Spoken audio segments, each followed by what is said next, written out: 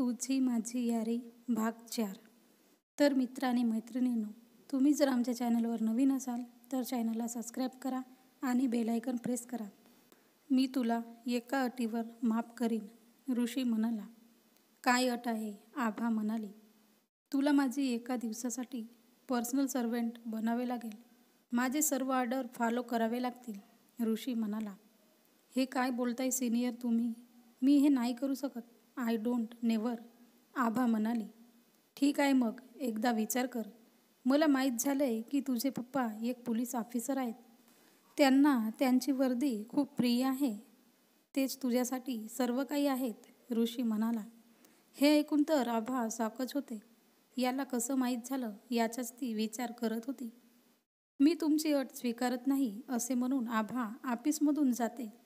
तिला जाताना पाहून ऋषी बोलतो. तुझी जी हॅप्पी फॅमिली आहे ना, ती आता मी नाही राहू देणार, असे बोलून तो चेअरवर बसतो आणि क्रूर हास्य करतो.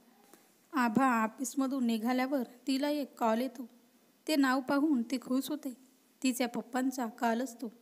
पण तिला काही माहीत की लवकरच तिची खुशी कधी दुःखात बदलेल. ती कॉल उचलते. हॅलो पप्पा, कसे आहात तुम्ही? तिचे पप्पा टेन्शनमध्ये बोलतात. काही ठीक नाही बेटा, माझ्यावर रिश्वतखोरीचा आरोप लागला आहे. मला ह्या ड्युटीवरून सस्पेंड केले आहे. बेटा, तुला माहीत आहे ना, मी एक इमानदार ऑफिसर आहे. कधीच मी कोणाकडूनही रिश्वत घेतली नाही. मी असा विचारही करू शकत नाही. मला फसवलं जात आहे. बेटा, तुला तरी माझ्यावर विश्वास आहे ना? मला पूर्ण विश्वास आहे पप्पा तुमच्यावर. तुम्ही कधीच रिश्वत घेऊ शकत नाही. डोंट वरी पप्पा, आपण चांगले आहोत. आपल्यासोबत काहीच वाईट होणार नाही, आभा आपल्या पप्पाला समजावत बोलते. हो बेटा, तू खरं बोलते. तू माझी काळजी नको करू. तू आपल्या अभ्यासावर लक्ष दे आणि आपली काळजी घे. मी सांभाळून घेईन सर्व, असे म्हणून तिचे पप्पा फोन कट करतात. आबाला खूपच टेन्शन येतं. ती क्लास पण अटेंड करत नाही आणि जाऊन कॅन्टीनमध्ये बसते विचार करत. क्लास सुटल्यावर कॅन्टीनमध्ये सावी आणि मिहीर येतात आणि तिला विचारतात. तू क्लासमध्ये का नाही आली? आम्ही तुझी वाट पाहत होतो. आभा त्यांना पाहून रडायला लागते. सावी आणि मिहीर तिला विचारतात. काय झालं? सर्व ठीक आहे ना आभा? ती रडत रडत सर्व काही त्यांना सांगते आपल्या पप्पांबद्दल. मला माहीत आहे अंकल असं काही करू शकत नाही, सावी तिला समजावत म्हणाली. तू काहीच टेन्शन नको घेऊ, मी बघतो काय करायचे ते, मिहीर म्हणाला. मिहीर कुणाला तरी कॉल करतो. आभा, तू काळजी करू नको. मी आत्ताच्या आता निघतो इथून दिल्लीला जायसाठी आपल्या वकीलला घेऊन. ठीक आहे, तू टेन्शन घेऊ नको. रिलॅक्स, सर्व ठीक होईल. एवढं बोलून तो जायला निघाला. यार आभा, पप्पा बाहेर असल्यामुळे माझा कॉन्टॅक्ट त्यांच्याशी होत नाही आहे. पप्पा इथं असते तर सर्व काही हँडल त्यांनी केले असते. मला काही समजत नाही. हे सर्व अंकलसोबत कोणी केले असेल, सावी म्हणाली. मला माहीत आहे कोण असेल, आभा रागात म्हणाली. आभाचे डोळे रागाने लाल झाले होते. डोळेच काय तर तिचा चेहरा सुद्धा लाल बिंब झाला होता. काय माहीत आहे तुला आभा, कोणी केले असेल हे, सावी म्हणाली. मिस्टर ऋषी कदमने केले हे सर्व, आभा म्हणाली. काय ऋषी? त्याने केले? त्याला काय प्रॉब्लेम आहे अंकलसोबत? सांग ना आभा, काय गोष्ट आहे? लवकर सांग, मला काही समजत नाही, सावी म्हणाली. मग आभा सावीला सर्व सांगते. आभाने ऋषीच्या हाताला चावले होते आणि त्याचाच बदला तो घेत होता. तिचे सर्व बोलणे ऐकून सावी तर आपल्या डोक्याला धरून बसते. तू त्याच्या जवळच का गेलीस आभा? तुला सांगितलं होतंच मी, त्यांच्यापासून दूरच राहा. हे आरथ्री बाईज खूप डेंजर आहेत. काय होईल आबा तुझं हे मी नाही सांगू शकत. हे आरथ्री बाईज काय करतील आणि काय नाही याचा विचारही आपण नाही करू शकत, सावी म्हणाली. पण सावी, मी हे जाणून नाही केलं, आभा म्हणाली. तू आता शांत हो, मी बघते काय करायचे ते. मी बोलते ऋषीसोबत, तो ऐकेल माझं. मला पण तुझी काळजी आहे, मी फ्रेंड आहे तुझी, सावी म्हणाली. मग त्या दोघी परत हॉस्टेलवर येतात. आभा गूढ विचारात हरवलेली असते. मी आणि माझ्या पप्पांनी कधीच कुणाचे वाईट नाही केले. मग आमच्यासोबतच असं का होतं बप्पा? तेवढ्यातच तिच्या फोनवर मिहीरचा कॉल येतो. आभा कॉल पिक करते. मिहीर, माझे पप्पा कसे आहेत? ते ठीक तर आहेत ना? आभा रडत रडत म्हणाली. रडू नकोस आभा प्लीज. तुझे पप्पा ठीक आहेत. माझे वकील बोलत आहेत त्यांच्याशी. पण अंकल, मिहीर म्हणाला. पण काय मिहीर? आभा म्हणाली. अंकल खूप मोठ्या प्रॉब्लेममध्ये फसले आहेत, परंतु मी प्रयत्न करतोय त्यांच्यासाठी. एवढं बोलून मिहीर फोन ठेवतो. इकडे सावी ऋषीला कॉल करण्याचा खूप प्रयत्न करते, पण तो तिचा कॉल उचलतच नाही.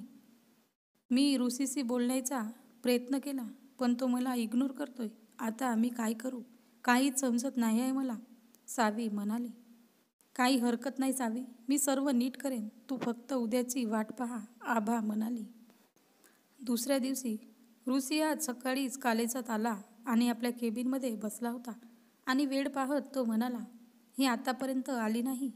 तेवढ्यातच त्याची नजर केबिनच्या दरवाज्यावर गेली. तिथं आभा उभी होती. आय नो मिस आभा, मला वाटलंच तूच असणार. तर मिस आभा तयार आहात का माझी पर्सनल सर्वेंट व्हायला? ऋषी म्हणाला. मला सर्व अटी मंजूर आहेत. मी तयार आहे तुमची पर्सनल सर्वेंट बनायला. त्या बदल्यात माझ्या पप्पांवर लागलेले चार्जेस काढून टाका, आभा म्हणाली. करतोय ना मी सर्व ठीक. एवढी घाई कशाला करताय मिस आभा? ऋषी म्हणाला. ऋषी एक कॉल करतो. तो काहीतरी त्यांच्याशी बोलतो आणि तिच्या पप्पावर लागलेले सर्व चार्जेस काढून टाकायला सांगतो. तर मिस आभा, झाली तुझी प्रॉब्लेम सॉल्व. आणि आज तू माझी एका दिवसाची सर्वेंट आहेस. तुला माहीत आहे ना मिस सर्वेंट, तुला काय करायचे आहे आणि काय नाही ते? ऋषी म्हणाला. येस सिनियर, आय नो, आभा म्हणाले. मला तू सर म्हणायचं आज. सर, कळलं का? ऋषी म्हणाला. ओके सर, आभा म्हणाले. फॉलो मी, ऋषी म्हणाला. ऋषी आपल्या मागे मागे आभाला ये म्हणतो. मग आभा सुद्धा त्याच्या मागे जाते. ऋषी तिला म्युझिक रूममध्ये नेतो, जिथे रोहन आणि ऋतिक असतात. ते दोघे म्युझिकची प्रॅक्टिस करत होते. ते दोघेही आभाला ऋषीच्या मागे पाहून शॉक होतात. ब्रो, ही मुलगी तुझ्यासोबत? रोहन आणि ऋतिक सोबतच म्हणतात. हो, ही माझ्यासोबत. आज ही माझी पर्सनल सर्वेंट आहे, ऋषी म्हणाला. ही तर तुझ्या बहिणीची फ्रेंड आहे ना मग? रोहन आभाकडे पाहून ऋषीला म्हणाला. ऋषी आभाला कॉफीसाठी पाठवतो. आभा कॉफी आणायला जाते. हा माझा पर्सनल मॅटर आहे, तू मधात नको येऊ, ऋषी रोहनला म्हणाला. कोणता पर्सनल मॅटर ब्रो? न समजल्यासारखं रोहन विचारतो, पण रोहनला सर्व माहीत असते. तुला आठवते ती पार्टीवाली मुलगी? ऋषी म्हणाला. रोहन सर्व समजते. तो बोलतो. ब्रो, ती इनोसेंट आहे, सोड तिला, जाऊ दे तिला. तुला तर मी काहीच नाही सांगितलं त्या मुलीबद्दल. मग तुला कसं माहीत की ती मुलगी आभाच आहे? वन सेकंड, ऋषी काहीतरी विचार करत बोलतो. म्हणजे तुला त्याच दिवसापासून माहीत होता, पण तू सांगितलं नाहीस मला. का नाही सांगितलंस रोहन? याचं कारण काय? ऋषी म्हणाला. मला वाटलं एवढ्याशा गोष्टीसाठी तू काहीच नाही करशील, पण तू तेच केलं, रोहन म्हणाला.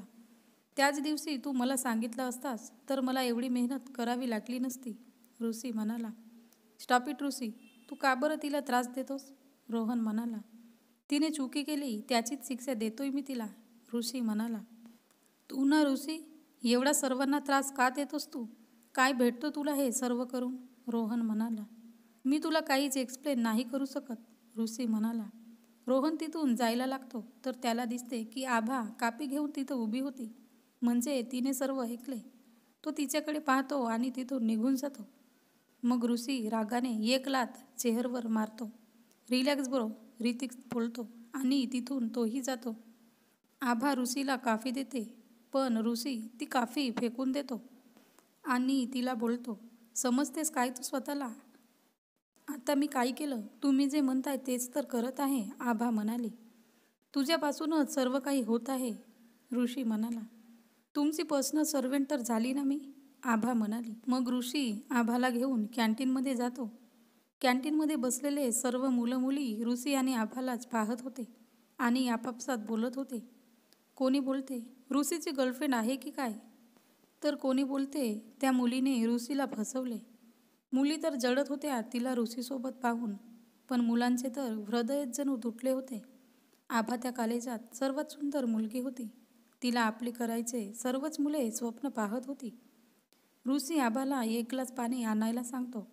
आभा पाणी आणायला जाते तर काही मुली तिच्याबद्दल घाणेरडे शब्द बोलत होत्या. हे सर्व आभा ऐकते. आभाला हे सर्व ऐकून खूपच राग आला होता, पण ती काहीच करू शकत नव्हती. हतबल झाली होती बिचारी. ती मनात विचार करते, फक्त आजच्या दिवस मिस्टर ऋषी कदम, उद्याला मी फ्री होईन तुझ्या अटीपासून, म्हणून मी आज शांत आहे. तुझा हा ड्रामा तर फक्त आजच चालेल. कर तुझी मनमानी, तुला जे करायचे आहे ते कर. मग ती पाण्याचा ग्लास ऋषीला देते, पण तेवढ्यात एक मुलगी ऋषीजवळ येते. ऋषी, ही मुलगी कोण आहे तुझ्यासोबत? ती मुलगी म्हणाली. ती मुलगी आभाला घुरत होती. आभाला पण ते कळत होते. तुला काय देणं घेणं हिच्याशी? ही माझ्यासोबत आहे किंवा नाही, तू काय एवढा विचार करते आहे? ऋषी म्हणाला. तू गुस्सा नको करू, मी तर नॉर्मली बोलते, ती मुलगी म्हणाली. ती मुलगी नाक मुरडून तिथून निघून जाते. माझ्यासोबत चल, ऋषी आभाला म्हणाला. कुठं जायचं आहे आता? आभा म्हणाली. बास आहे मी तुझा आज. हे असले प्रश्न विचारणे बंद कर आणि मी जे म्हणतोय ते कर, ऋषी म्हणाला. बिचारी आभा आपली मान खाली घेऊन फक्त तो जे म्हणतोय ते ऐकत होती आणि मनातच त्याला शिव्या घालत होती. ती त्याच्या मागे मागे जाते. ऋषी तिला आपल्या केबिनमध्ये आणतो आणि तिला लायब्ररीमधून एक बुक आणायला सांगतो, जी बुक ऋषीची असते. आभा लायब्ररीमध्ये जाते आणि ती बुक शोधायला लागते. तिला लायब्ररीमध्ये रोहन भेटतो. तो सुद्धा एक बुक शोधत होता. रोहन तिच्याजवळ येतो आणि ती ठीक आहे की नाही ते विचारतो. मी ठीक आहे, पण तू इथं काय करत आहेस? आभा म्हणाली.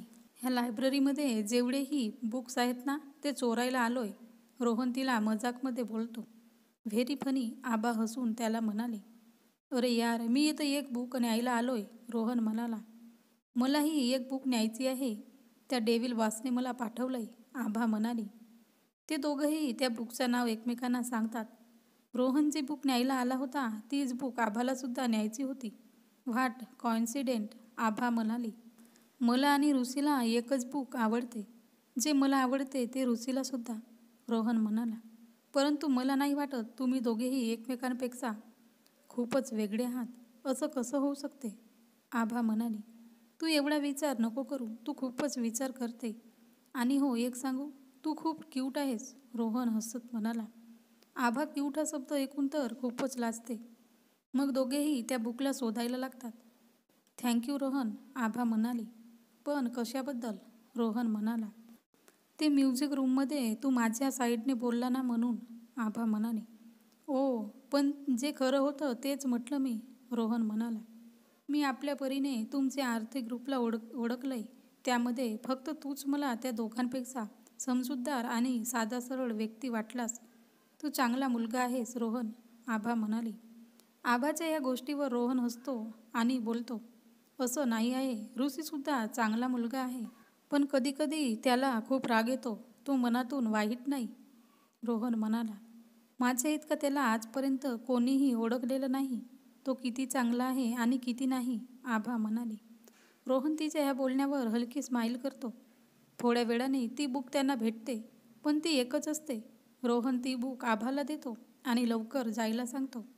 थँक्यू. ही बुक जर मी त्याला दिली नाही तर आणखी माहीत नाही याची कोणती शिक्षा तो मला देईल, आभा म्हणाली. तर मित्रांनी मैत्रिणींनो, पुढे काय होते ते बघूया पुढच्या भागात.